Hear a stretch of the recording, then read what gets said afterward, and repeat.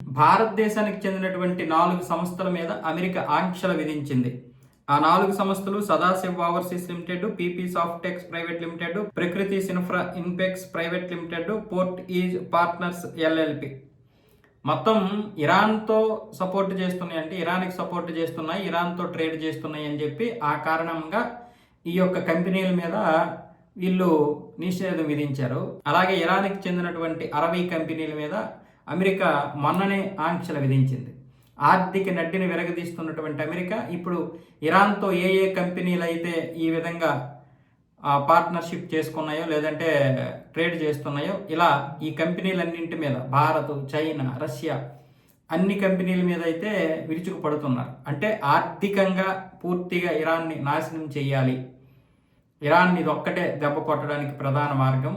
ఎందుకంటే దాడులకి ప్రతి దాడులు చేస్తూనే ఉంది. అమెరికా కంటే కూడా, అంటే ఇరాన్కి ఏదైనా జరిగితే కోల్పోయేది ఏముండదు, ఇరాన్ కనుక దాడి చేస్తే అమెరికాకి కోల్పోయేది ఎక్కువగా ఉంది. పైగా వాళ్ళు మాట్లాడుకోవడానికి రావడం లేదు, ఎక్కడ వెనక్కి తగ్గడం లేదు. కాబట్టి ఈ విధమైనటువంటి నిర్ణయం తీసుకున్నామని చెప్పి స్కాట్ బెసెంట్ అయితే ఒక ప్రకటనలో తెలిపాడు.